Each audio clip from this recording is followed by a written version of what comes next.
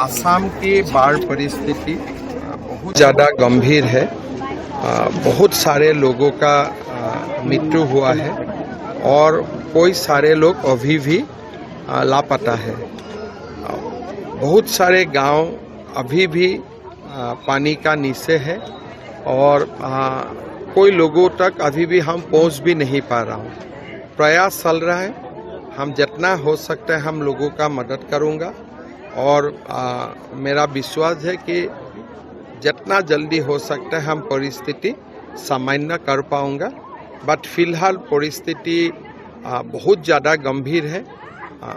जैसे शहरों में भी बाढ़ आया है, गांव में तो बाढ़ होते थे, शहरों में भी बाढ़ आया है। ये खास करके ऊपरी असम का शिवसागर, सराइदेव, गोलाघाट, जोरहाट डिस्ट्रिक्ट में जैसा बाढ़ हुआ है मैंने भी कभी आगे नहीं देखा था।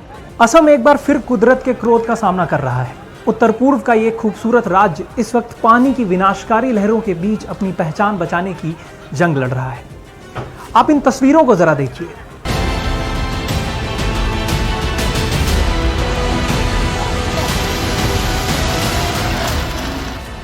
जहां तक नजर जाती है सिर्फ पानी और डूबे हुए घर नजर आ रहे हैं। पिछले सिर्फ 24 घंटों में असम में मौत का जो आंकड़ा सामने आया है उसने पूरे देश को सन्न कर दिया है। 24 घंटे के भीतर बाढ़ और उससे जुड़ी घटनाओं में 21 लोगों की जान जा चुकी है। इनमें से सबसे ज्यादा तबाही शिवसागर जिले में देखी गई है, जहां अकेले 13 लोगों ने अपनी जान गंवाई। ये सिर्फ एक आंकड़ा नहीं है, ये वो परिवार है जिनका सब कुछ एक झटके में बह गया। राज्य के 16 जिले इस वक्त पूरी तरह बाढ़ की चपेट में हैं और 5,64,000 से ज्यादा लोगों की जिंदगियां दांव पर लगी हैं। 1.25 लाख से ज्यादा परिवारों के लिए ये साल किसी काले सपने जैसा साबित हो रहा है। असम राज्य आपदा प्रबंधन की रिपोर्ट बताती है कि करीब 872 गांव पूरी तरह से जलमग्न हो चुके हैं, यानी उन गांवों का अब बाहरी दुनिया से कोई भी संपर्क नहीं बचा है। किसानों की हालत देखकर आपकी तो रूह कांप जाएगी। 24,000 हेक्टेयर से ज्यादा कृषि भूमि अब पानी के नीचे है। वो धान की फसल जिसे किसानों ने खून पसीने से सींचा था अब सड़ रही है।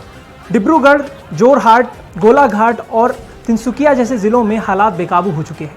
सड़कों का नामो निशान मिट गया है, जिसकी वजह से राहत सामग्री पहुंचाने में भारी दिक्कतों का सामना करना पड़ रहा है। राजधानी गुवाहाटी का हाल भी कुछ अलग नहीं है।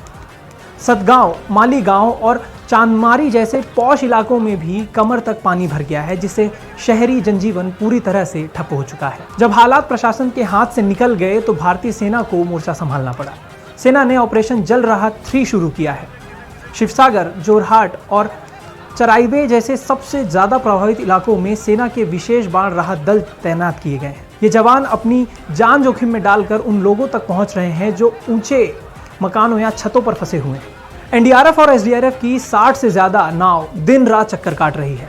अब तक हजारों लोगों को मौत के मुंह से निकालकर सुरक्षित शिविरों में पहुंचा दिया गया है।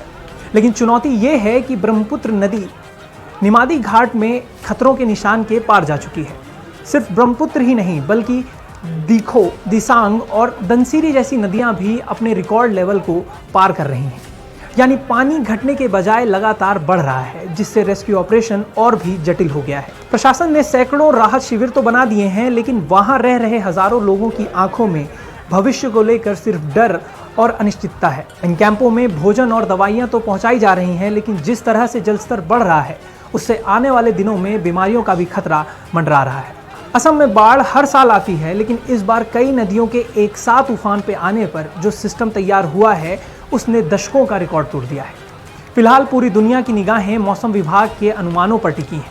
क्या बारिश थमेगी? क्या ये नदियां अपना रौद्र रूप शांत करेंगी?